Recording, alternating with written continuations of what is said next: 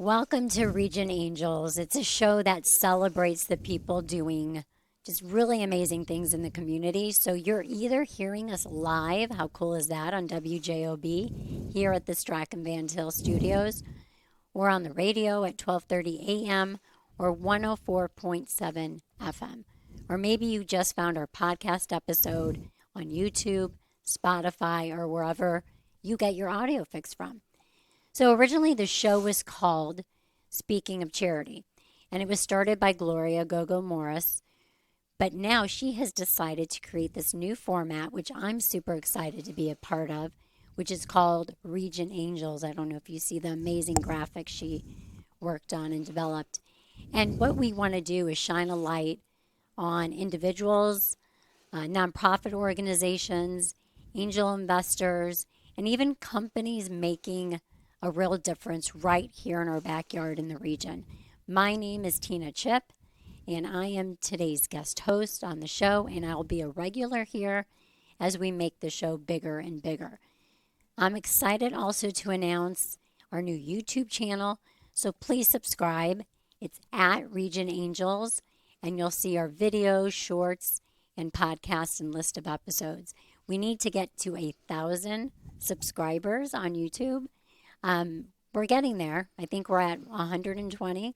So hopefully get on the YouTube channel and subscribe to at Region Angels. But today we have a very special guest, Ann Peters, who I have known, gosh, how many years now? Quite a bit. Lot. We're aging ourselves. She is with the Pink Ribbon Society.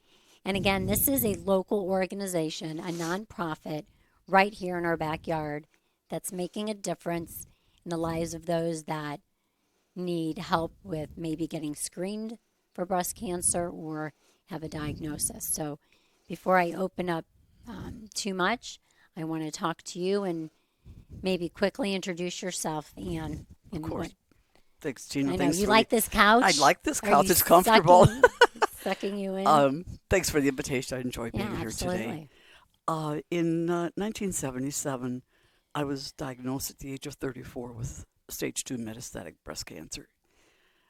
It's a very frightening thing for any woman to go through at any age, but especially when you're younger. I had a 4-year-old and a 7-year-old at home, and I didn't know where our future was going to take us. So I was very lucky. I endured 36 treatments of chemotherapy. I went through reconstructive. I went through all the important things.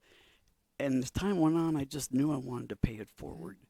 I think now, were you living here locally? I was living in Crown Point, where I'm Crown still Point? living now. Okay. Yeah, and I think a lot of survivors like yourself and me, we want to pay it forward. We know what women are going through when they receive that terrible diagnosis. So for years, I wanted to do something special, but I was busy raising a family and doing all those other important things. Doing what typically people do. Exactly. But in 2001, I finally found the space and the time to be able to do it. In 2001, we founded Pink Ribbon Society. And, as most women who are diagnosed, you don't know where future is going to take you. I never thought in a million years I would be alive to watch my children grow up, get married, have a family, have grandchildren. And last year, I became a great-grandma. That's pretty cool. So, that 48-year survivor, and I know that there is hope out there for women today. Right. One of the first programs Pink Ribbon started in 2002 or 2003 was a wig reimbursement program. We had a neighbor who had a hair salon in her home, and she told me when she found out about Pink Ribbon, she said, there are so many women who lose their hair during treatment. Can you help them? So that was the first program that we got involved with.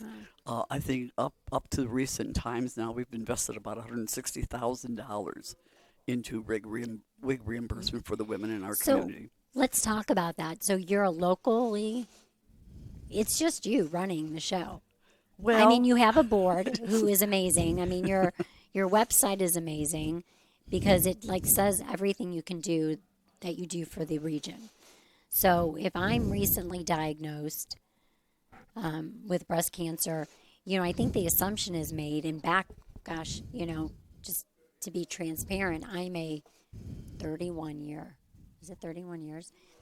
breast cancer survivor, when I was diagnosed and I lost my hair, my insurance didn't pay for the wig because they It said it did. wasn't medically necessary. It was They didn't. cosmetic. It was cosmetic. Yes. So I think the assumption is if you lose your hair, some people are okay, and that's no problem. But for me personally, I remember being 22, facing a devastating illness, and then losing my hair, which was for me personally, that was part of It my was your identity. crown. It was your crown. Right. So I had fun. I got 2 different wigs, but I was shocked when insurance didn't pay. So if someone is diagnosed, they lose their hair, their insurance will not pay, or maybe they don't have insurance, or the insurance is very limited. Something Pink Ribbon does is offer. Yes. The only requirement we have is just to keep it very safe and very fair.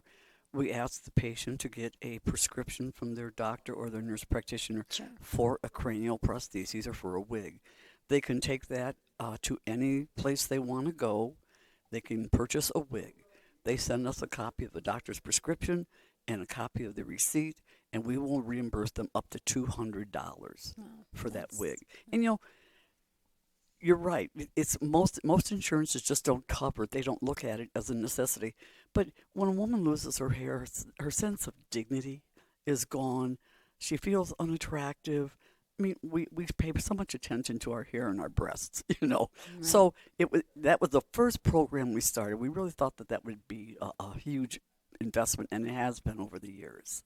Okay, so Pink Ribbon, it's right locally. You started it in 2001. I'll remember that year because that is the year I got married, which actually Monday will be our 24th wedding anniversary. Monday's kind of a not fun day. I mean, it's Monday, the beginning of the week, Yeah. so we'll have to celebrate all weekend long. But if I'm, again, in the region, in Lake County, Porter County, I believe, Jasper, Newton. So in any of those counties, and somehow I need some help or support, I can reach out to Pink Ribbon. Absolutely. So you have been running the show since 2001. You have an amazing board of directors. I know them. You have an amazing event coming up Yes. that will help with some of your programs. Right. Because I always talk about organizations, your organization, a lot of it's volunteer driven, right? A lot of it also, the community helps and supports and participates. So Yeah. you have the wig prosthesis program. You have, tell me really about your other Probably our programs. major program is our mammography program. Okay. The majority of the people that we are able to help And I'm are looking all this up on Okay. your website because I want people to see that it's really easy. If the you're on majority radio. of people that we are able to help are from the underserved communities in these counties. Mm-hmm. These are people who are either unemployed, uninsured, underinsured, or simply don't have the means, the financial means to pay for a mammogram. And we know that if you don't remember anything else I say today, early detection saves lives. When women put off, for whatever reason, getting an annual mammogram, or if they have a problem and they need to see a doctor about it, delaying that diagnosis is terrible. Right. It can, the sooner you can get a diagnosis, the sooner you can receive treatment, the better your prognosis is going to be for the future. Unfortunately, Lake County, Indiana. What is the statistics for Lake County compared? Do we know compared to the? Yeah, actually, Lake County has the highest diagnosis rate in the country, not in the state, in the country. We also have the highest mortality rate in the country. And a lot of it is because women delay the process of going in for their annual mammogram, or if they have a something they don't feel right. We kind of tell people, the old-fashioned way of doing breast self-exam. Right. So, do these things. If you find something wrong, I know a lot of women will say, well, what if I pay for, I go for this mammogram and they find something wrong? There's a lot of hospitals that have angel programs where they will pay for the biopsy, they'll pay for surgery. You have to talk to your physician, you talk to your doctor, you talk to your hospital, and these people can help you. But delaying that diagnosis, and you might go and they say everything's fine, so you can just get on with life. Right. But we have I was shocked when I found out how bad the rates were in this community. So Lake County, I can't believe that, has one of the highest rates in the country. So I think if you're listening to our show or our podcast, keep in mind that breast cancer doesn't discriminate. It can hit you at any age, any ethnic group. It doesn't have to run in your family. In fact, 80% of men and women that are diagnosed have no family history.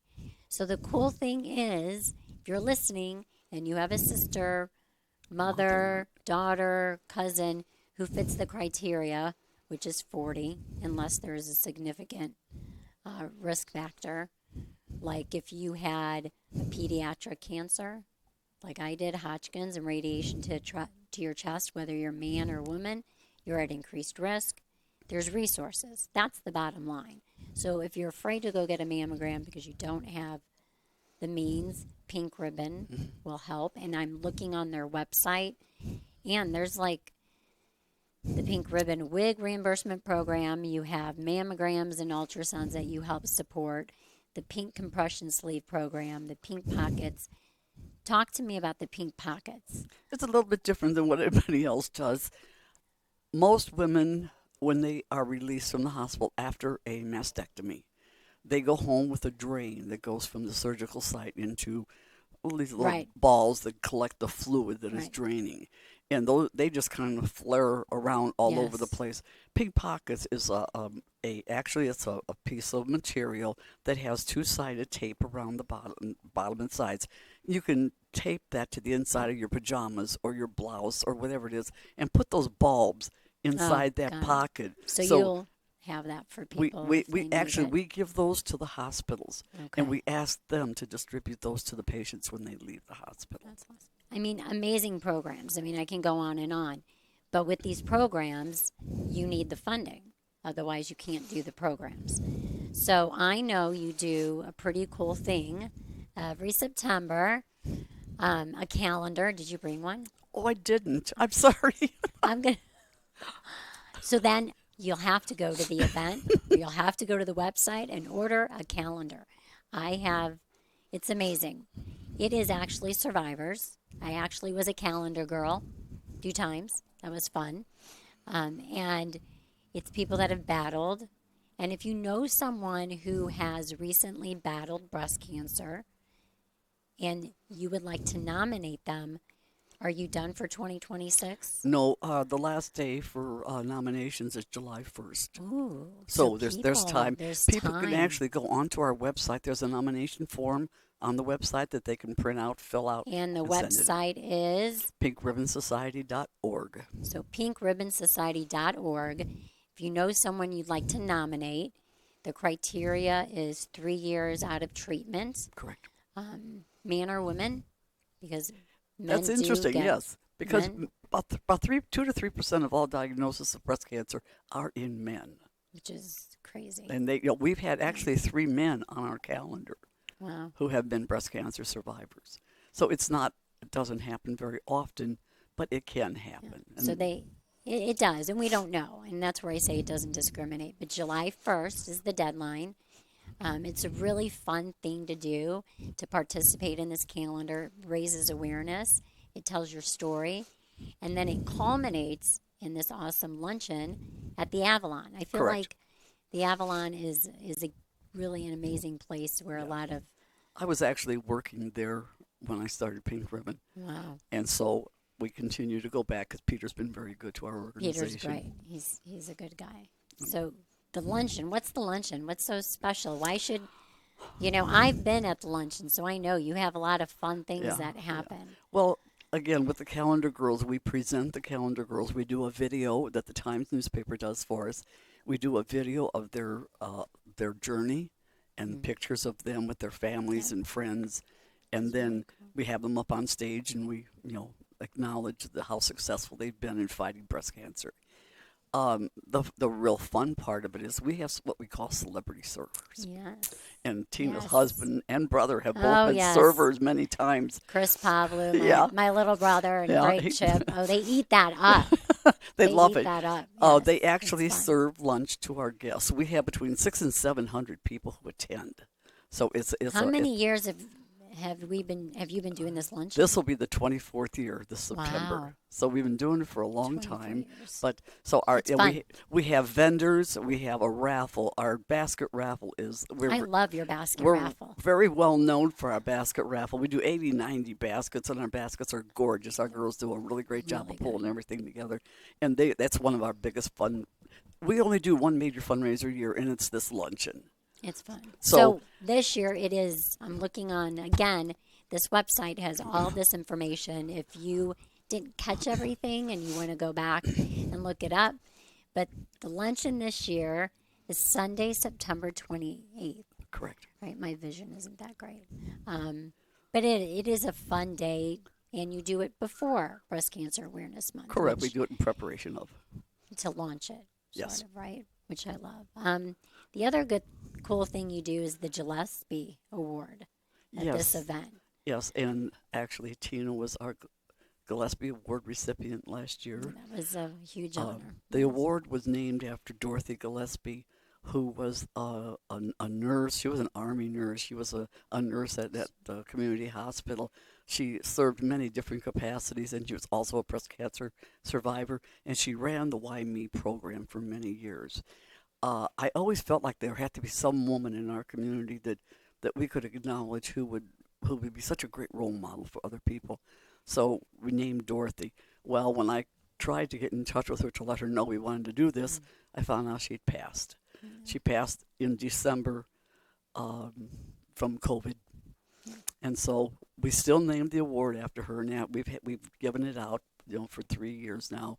And like I say, Tina received last year. And if you don't know the things that Tina has done over the years, give me a call. I'll send you a program book that's got an awesome biography in it. But we have made a selection for this year, which I cannot divulge. No, you can't. but- Maybe you can tell me after in my Yeah. ear.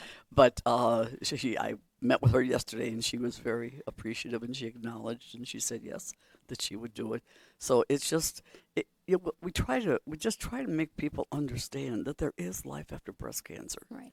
That you can move forward, you can have a happy, healthy life, and listen to your doctor. If I hadn't listened to my doctor, I wouldn't be here today. Right. He was the one that insisted on a biopsy. I didn't want it. He said, no, that lump doesn't belong there. We're going to take care of it. And here I am 48 years later. Which So is awesome, listen. and doing this amazing organization, again, right in our backyard. When we talk about Region Angels, and you see there's a pink that Gloria did for breast cancer, and just the different challenges, ovarian cancer, brain cancer, the different colors. But right here in our own backyard, you are making a difference. Thank you. If someone wants to volunteer, or if they want to help, they can go to the website, and I see contact us. Is there anything else that you're in need of? Like, what is your biggest challenge? Our biggest challenge is funding. We write grants as often as we can between the Lake County, the Legacy Foundation, Crown Point Community Foundation, Anderson Foundation.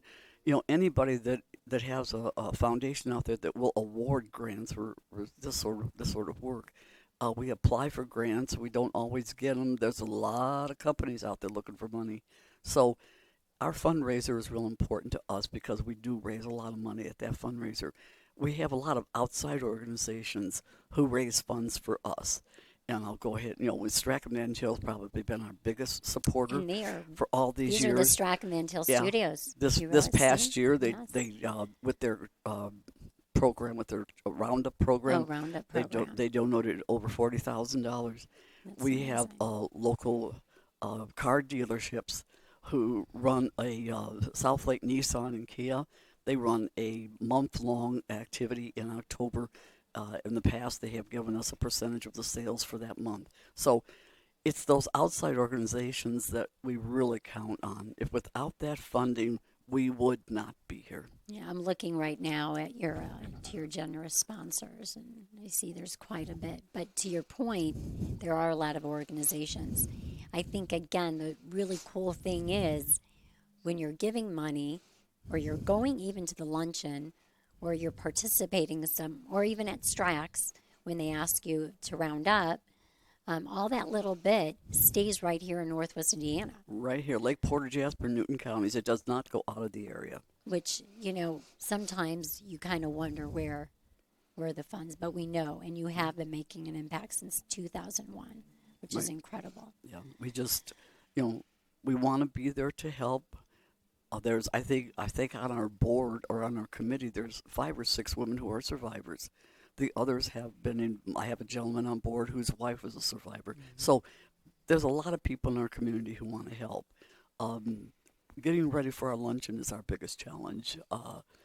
That's what we use our volunteers for mostly. So your luncheon is so if anyone would like to be a part of Pink Ribbon, help support at the luncheon, and they have amazing swag bags that you got. I mean, I don't know how you guys come up with just you have it down to a science. You walk in, you get checked in, you go, and you feel like, and you even have a different cocktail Yeah, we just and non-alcoholic as well. well, yes, but just a few years ago we started doing cocktails with the lunch because women were asking for it. Why not? So we talked to Sunday Peter. afternoon. I didn't want to be responsible for alcohol, so we talked to Peter, and he set up the bar for us. So we do pink cocktails, and we also have other drinks that are non-alcoholic. But it's a fun afternoon. There is a lot of aspects to our lunch, and like I say, our servers, our calendar girls, our raffles, our vendors are just so many. The sponsors are so important to us. If you go onto the website, you can see the different sponsorship levels. They start up at $5,000, and the least expensive one I think was $75, and that is simply in acknowledgement of someone that maybe who's struggling with cancer or who has passed. So we try to get a little bit from all kind of in between, but it's 600 to 700 people. It takes a lot of people. But the payoff is big. The payoff is worth it. You can continue to do your We're services. exhausted when it's over with. Well, and I think it's really cool is Anne's daughter is a big part of it as well. And she actually, her career is in the cancer. She's an oncology nurse So for Premier Oncology. Yeah. She's So been there for a long time. it's all in the family as Yes. far as support because what's your staff for Pink Ribbon? I have one person that works in the office with me. She pretty much handles anything that I don't, and she handles all the books. She's my financial person. That's it. That's it. That's it. That's it. So, when you look at the percentage, too, of money that's given to Pink Ribbon, administrative versus really the money's going back into the community. We have returned about $750,000 back into the community over the years, with our different programs. And, here again, insurance companies don't always come through. People are, with COVID, a lot of people lost their jobs. They got, hours were cut back. We have a financial assistance program that we do it with through Indiana Women in Need. And we have probably invested about $160,000 in that program. What is Indiana Women in Need? And I think my goal, too, is to have someone from iWin down the road. That would be But I awesome. don't think people realize, again, the resources.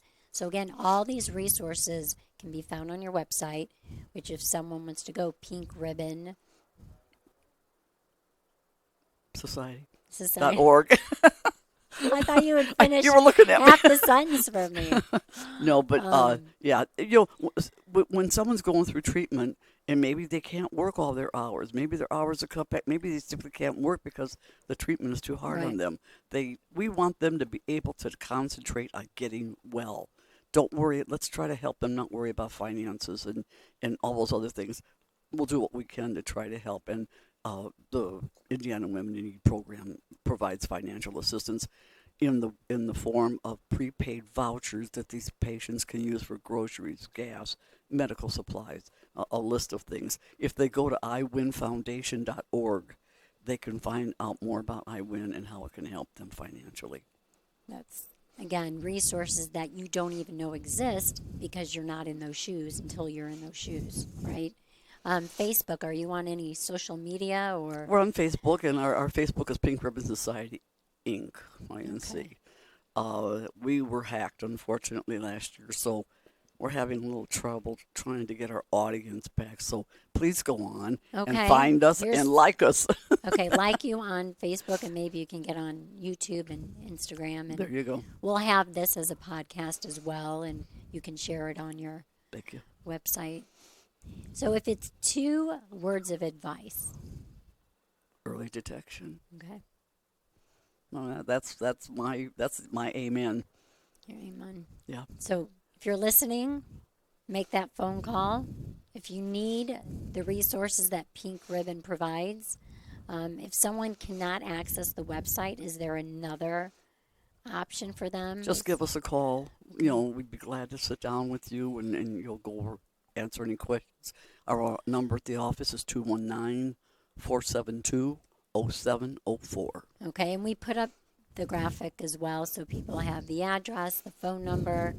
But if you're listening to us and you weren't able to write that down, feel free to go on to our YouTube channel at Region Angels as well as Jet TV. And then, hopefully people won't need your services, but it's nice to know, again, you're right here in our backyard. Yeah. Thank you for being a Well, thank Region you so Angel, much because you for- are a Region Angel. This is what the Thank you. show is about. And Gloria is out of town. That's my co-host. That's who started this program. She's amazing. She actually is doing an event this Sunday, which is April 27th. And it is part of a cast of people talking about stories of motherhood or their mothers. And it's pretty awesome. It's going to be in Hobart. So we wish her luck. I know she will do awesome. Coming up on May 9th, just to give you a teaser for some of our upcoming shows, she will have Tina Seco Pop, John Seco's Menwear. Because remember, this isn't just about nonprofits. This is about businesses also helping make a difference. And Gloria has a very personal connection to the May 9th. And then coming up on May 16th, which happens to be my birthday, all like the cool things for me, all are in like the month of May and April. Wedding, Mother's Day. We will have Ashton Verbish and Safety Glow. So if you would like to nominate an angel, someone in the community that's making a difference, please send us an email. Go to @Region Angels. Let us know about them. We want to highlight them. There's a lot of people making a difference that are going that people don't know about, and maybe we can help them. So I want to thank everyone for listening, whether it was on WJOB, maybe you're watching our podcast. I'd like to thank Ann Peters Thank you. for being here, for making a difference. It's a good feeling, and I'm glad you're here. Thank you. I'm sorry that your breast cancer journey had to take you, but think of all the people that you've God, impacted. I met so many awesome people. Yeah. Thank you, Ariana, our producer. We appreciate it. Thank you to Strike of Until Studios, to the Deedlows for making this happen. And have a fabulous day, and God bless. Bye.